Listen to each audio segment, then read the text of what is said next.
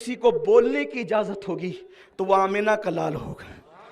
الا من اذن، یہ الا من اذن بتا رہا ہے کہ کوئی تو بولے گا اور کسی کی تو سنی جائے گی، اور جب وہ بولیں گے تو حکم ہوگا محبوب آج تمہارے ہی لیے تو ہے، فقط اتنا سبب ہے انعقاد بزم محشر کا کہ ان کی شان محبوبی دکھائی جانے والی ہے۔ آج تو آپ ہی کی سنی جائے گی۔ تو میدان محشر کا سما یہ عیدگاہ پیش کرتا ہے۔ اس کا مطلب عید کی نماز میں آنے والوں، عید پڑھ کر پکچر میں جانے کا پلان نہیں کرنا۔ میدان محشر کا سما جس کو یاد رہے، کیا وہ عید کی نماز کے بعد فلم میں جانے کا پلان کرے گا؟ عید کی نماز میں جسے میدان محشر کا منظر یاد آئے، کیا وہ عید کی نماز کے بعد زنا کے اڈوں پہ جانے کا پلان کرے گا؟ کیا وہ شراب کے اڈوں پہ جانے کا پلان کرے گا؟ کیا وہ عورتوں پہ بد نظری کرنے کا پلان کرے گا؟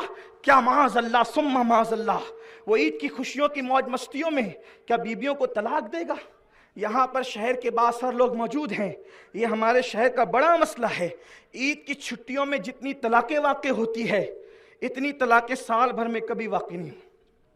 مفتی صاحب جلوہ گر ہیں، یہ بھی دارالفتاح میں لوگوں کو کی رہنمائی کرتے ہیں، اور بھی ہمارے شہر کے عمائدین موجود ہیں، لیکن یہ ہوتا ہے۔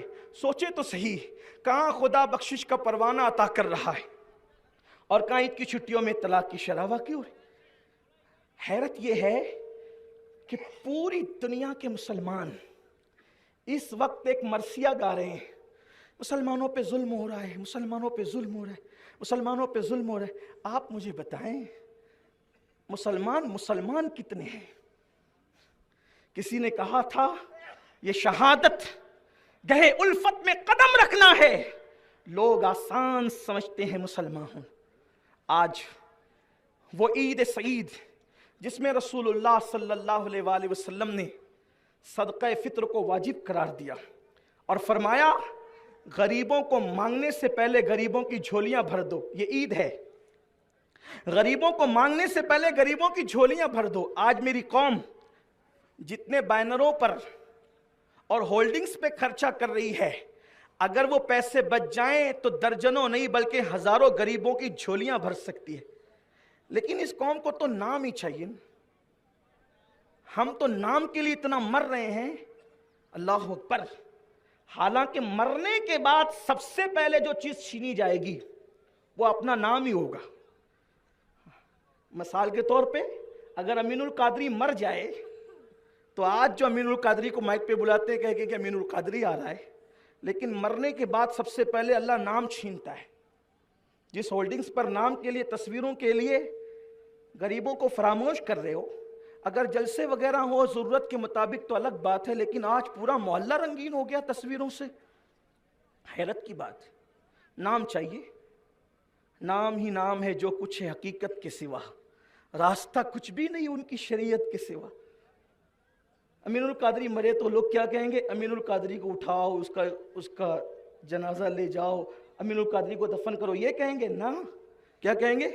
میت کو اٹھاؤ، میت کو نہلاؤ، میت کو دفن کرو۔ سوچو تو صحیح، جس نام کے لیے اتنا مر رہے ہو، مرنے کے بعد سب سے پہلے نام چھینا جائے۔ اور اگر آپ نے اللہ کے لیے غریبوں کی مدد کی، مدد کی، تو اللہ آپ کو وہ نام عطا کرے گا کہ مرنے کے بعد بھی اللہ آپ کو سلامت رکھے گا، لوگوں کی محفلوں میں سلامت رہو گے، لوگوں کے قلوب و اذہان میں سلامت رہو گے۔ لیکن حیرت ہے، تو میں عرض یہ کر رہا تھا کہ لوگ مختصر کرنا ہے کیونکہ وقت پر گفتگو مکمل کر کے ہمیں بات ختم کرنا ہے، نماز کا طریقہ بھی آپ نے سننا ہے۔ تو لوگ کہتے ہیں کہ مسلمان پٹ رہا ہے، مسلمانوں کے ساتھ اچھا نہیں ہو رہا ہے۔ میں کہتا ہوں اس کی خبر آج سے 1450 سال پہلے اللہ کے رسول صلی اللہ علیہ وآلہ وسلم نے دے دیا تھا۔ اس کو غور سے سننا، میری اختتامی بات ہے۔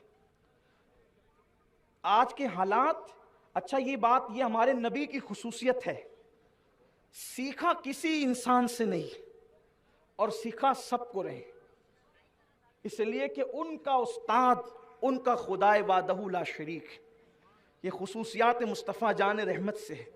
وَعَلَّمَكَ مَا لَمْ تَكُنْ تَعْلَمْ وَكَانَ فَضْلُ اللَّهِ عَلَيْكَ عَظِيمًا، کہ محبوب ہم نے آپ کو وہ سب کچھ سکھا دیا جو آپ نہیں جانتے تھے، سب سکھایا۔ 1450 سال پہلے میرے آقا علیہ السلام نے آج کے حالات کا پورا نقشہ پیش کیا۔ آقا علیہ السلام ارشاد فرماتے ہیں، حدیث پاک کا مفہوم ہے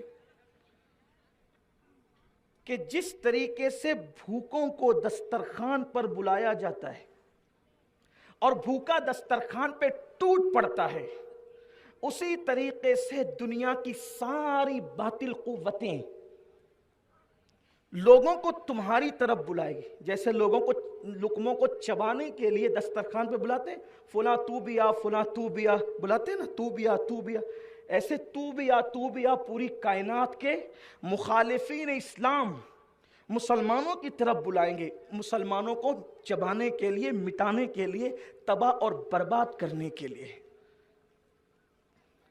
صحابہ کرام نے جب یہ سنا تو عرض کیا، یا رسول اللہ صلی اللہ علیہ وآلہ وسلم، کیا اس وقت ہماری تعداد کم ہوگی؟ کیا ہم تعداد میں کم ہوں گے؟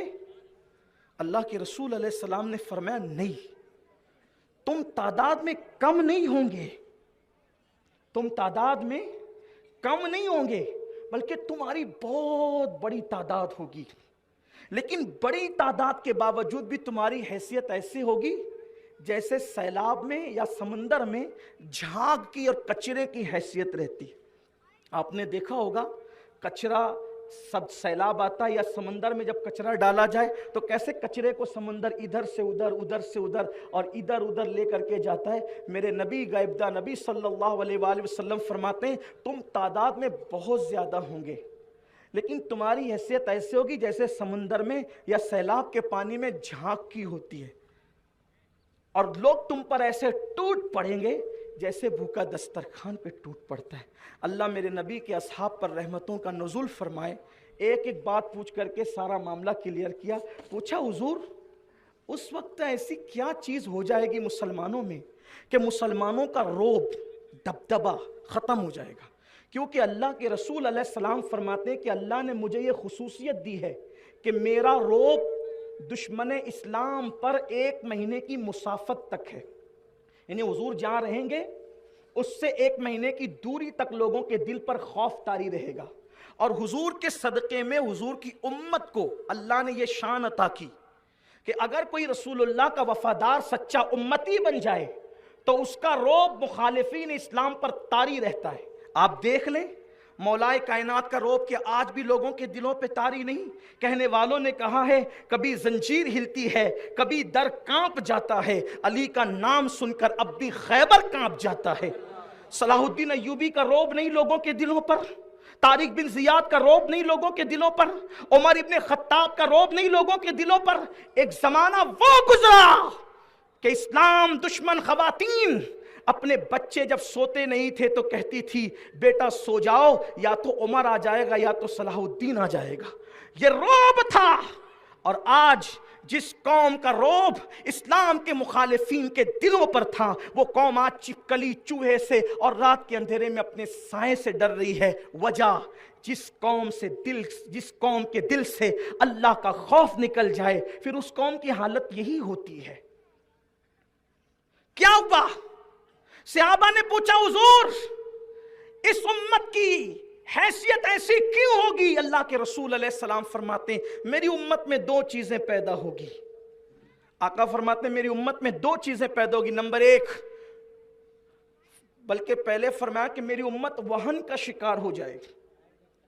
صحابہ کو فرمایا میری امت وہن کا شکار ہو جائے۔ پوچھا یا رسول اللہ وہن کیا ہے؟ تو فرمایا 2 چیزوں کا نام وہن ہے، حب الدنیا و کراہیت الموت۔ جب میری امت دنیا کی محبت اور موت سے نفرت کرے گی،